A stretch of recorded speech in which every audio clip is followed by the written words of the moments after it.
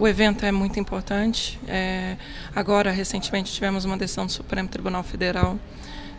no questionamento que havia em relação ao retrocesso do financiamento da saúde na emenda 86, a emenda do orçamento impositivo, que trouxe o subpiso de 13,2% da receita corrente líquida para a União em 2016.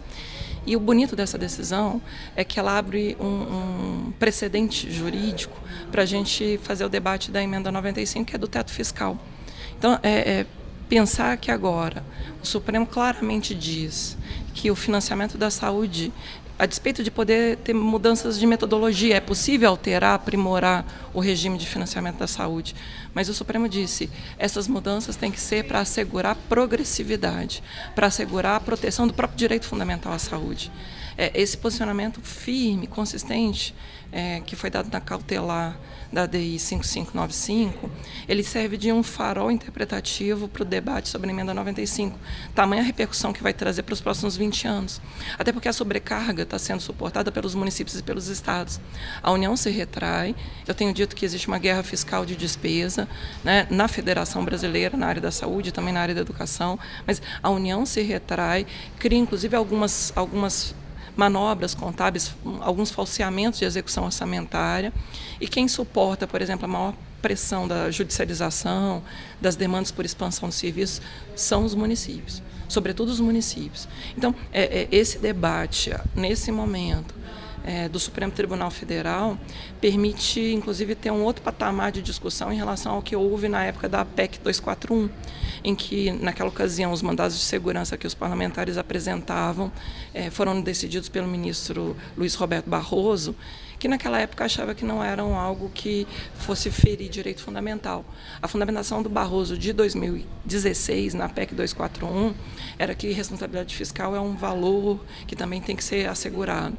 Em 2017, numa decisão também, outra decisão mais recente, sobre o Fundef, a forma como a União fazia o cálculo para a complementação do Fundef, cuja repercussão fiscal é de mais de 150 bilhões de reais, tamanha o falseamento que a União fazia em relação a esse recurso da educação, o ministro Barroso já deu um outro tom muito mais enfático de dizer, olha, não é só a União que vive uma crise fiscal, os estados e os municípios também. E nesse momento é preciso repartir a escassez em prol de todos os entes da federação. E ele chega a dizer, a título de não gerar horror econômico, porque é isso que o governo alega, né, para preservar a economia, a gente não pode dar causa ao horror jurídico. A fala do Barroso, quando dizia que o Supremo não vai abrir mão de assegurar a estabilidade dos direitos fundamentais, a progressividade do custeio, como o próprio ministro Lewandowski disse, é realmente um cenário muito, mas muito melhor do que o que havia na época do debate da PEC 241. Efetivamente, eu estou otimista. É em bom momento que esse Congresso chega para mostrar que o congelamento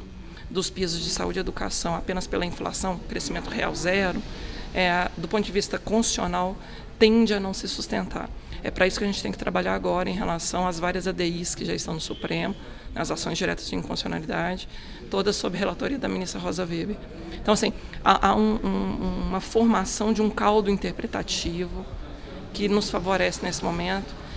numa perspectiva até de revisitar aquele terrorismo econômico de que não tem dinheiro, não tem como, não existe alternativa, pois o Supremo começa a maturar o debate em outros casos, mas semelhantes, tanto da emenda do orçamento impositivo, quanto a questão da complementação do Fundef, e diz, olha, temos que respeitar os direitos fundamentais. Esse debate é muito oportuno, sobretudo também para que a corda não rompa só no lado dos gestores municipais e estaduais.